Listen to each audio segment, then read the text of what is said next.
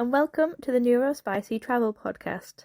Join me on my adventures abroad, where I embrace solo travel head-on. As a person with autism, I'd love to share my personal stories, insights, and practical tips for other fellow travellers on the spectrum. In this episode, I'll be reviewing your own responses to my question and answers questionnaire that I popped at the bottom of my episode's descriptions each week.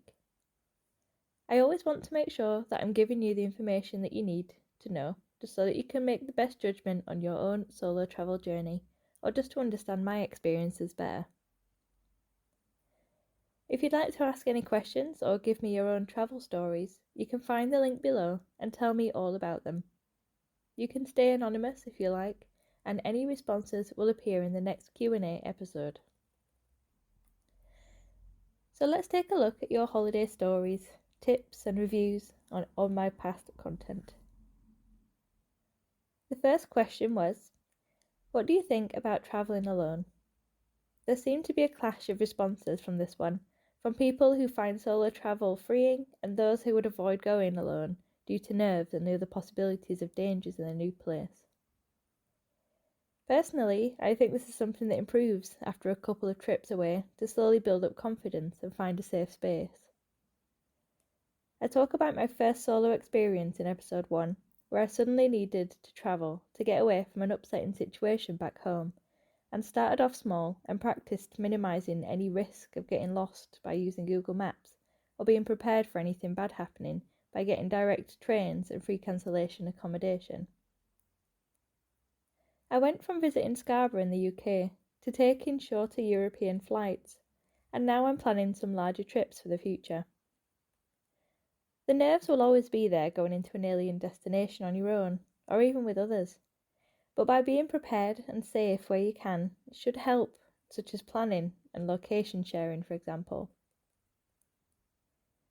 If being alone is something you haven't really thought about much before, and you think that that's what makes you nervous about solo travelling, then it might be a good idea to get into the habit of your own company. You could do things like going for short walks near home, or eating dinner alone in a public place that you know well. I quickly learned how to distract myself from the public while waiting for food, such as reading and having your phone to hand. You don't have to be totally alone if you don't want to. Friends are always a call away. I understand that people on the spectrum also need different levels of support. Please consider what you might need while travelling, as going with another person might be a safer option. For the people who responded to this question, explaining that solo travel offers freedom and is empowering is good to hear. It's sometimes hard to explain how being alone can be exciting. They explained that it was a brave thing to do to take the plunge alone, because it's worth it for the freedom to do whatever you want on holiday, from adventuring to staying in bed. Sometimes time alone is all you need. Every person that filled in the form has been on holiday, whether that be with somebody else or alone. They had some great suggestions for booking sites, for activities, flights and hotels. TUI was one suggestion. They offer package holidays, which include the flights and hotel. I wouldn't say they were a budget airline, but they do sometimes have some great deals for places outside of Europe. Love Holidays was also recommended, and they offer package deals too. I've used them on multiple occasions, for mostly sun holidays in Europe, as you can usually find some shorter breaks for under £200. You can look out for my next trips to Lloret de Mar, where I use Love Holidays for my hotels, transfers and flights too. For some travellers, they would prefer to pick out their own flights and hotels to get the very best value for their budget. Some ideas raised in the questionnaire were for Booking.com. This is a site used for booking hotels, which can be filtered down to suit your own needs, and some are pet friendly and offer free cancellation as well. For anyone who would prefer a quiet spot to stay, you could do some research and aim away from city centres and closer to parks by using the map feature. Booking.com also offers flights and taxis if you wanted to keep your bookings to one site or find that they have the best price. With choosing a flight, sites like Skyscanner were recommended. This is a comparison site for all flights available from your chosen destination. It can help to find the cheapest or luxurious flights and can easily be used to find everything you need in one place.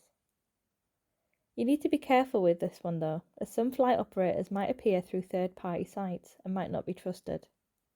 You can always double check by going to the airline's website directly, as they should be about the same. The final feedback received was for booking activities while you're away. It can be difficult to know what's around in a new place, so these are definitely handy to search and see what you might want to get involved in. TripAdvisor is a great app with plenty of options from food tours, street walks and pub crawls. I recently used this during my trip to Lisbon and found the app easy to use and budget friendly. Some other apps I could recommend for booking activities would be Guru Walk. They offer free walking tours all around the world. You can tip the tour guide in the end and pay what you think it's worth.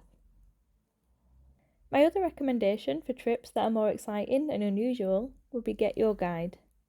This is a free app that offers very affordable tours and trips in every country. I have some activities lined up for my next trip next year, so we'll see if they are as good as they sound. So, straight to question 3, and seeing what people might struggle with when travelling with autism and how you might be able to help.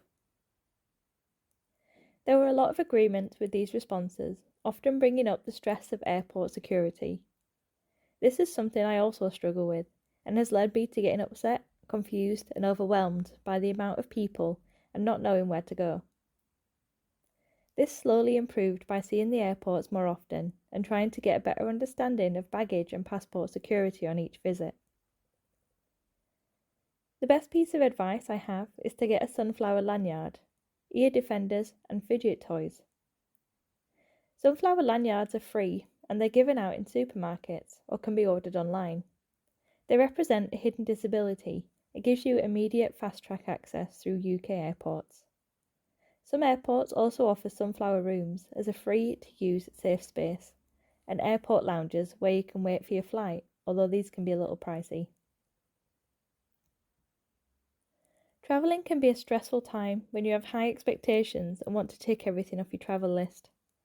But when the time ticks down too quickly, or if you didn't expect delays or traffic, it can be hard to adjust when things don't go to plan. This was a common response when I asked about the difficulties people faced, and have definitely felt this way before.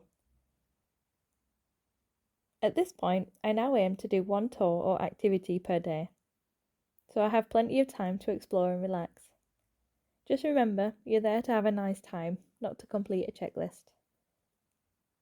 The final point that someone struggled with was language barriers. Going into a new country and not being able to speak to anyone can be incredibly isolating.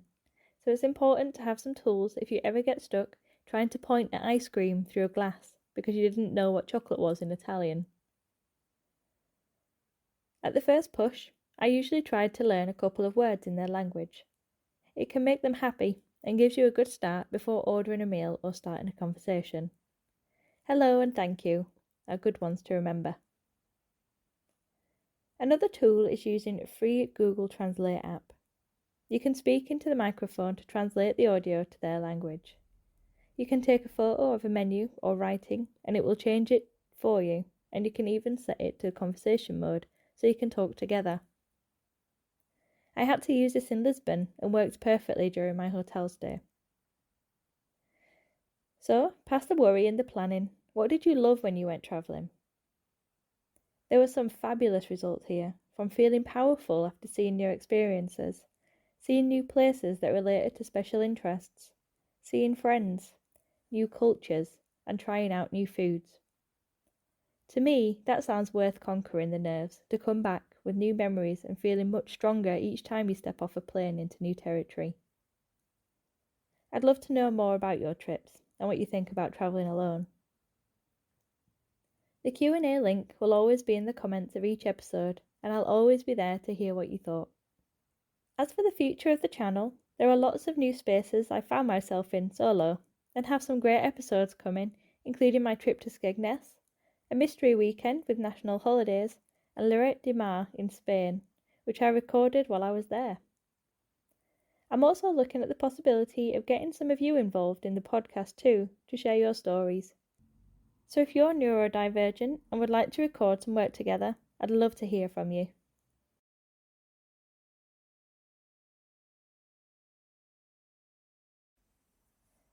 A quick disclaimer with ASD is how I feel and what I see. I have no facts, no wish to teach. I want to share confidence to head for the beach. Ask your questions and give advice. Write your comments, but keep it nice. Another tale of travel at sea. In 1 month's time, who knows where I'll be. A quiet space, sun, a sea that's glistening. Thanks for finding me, and thanks for listening.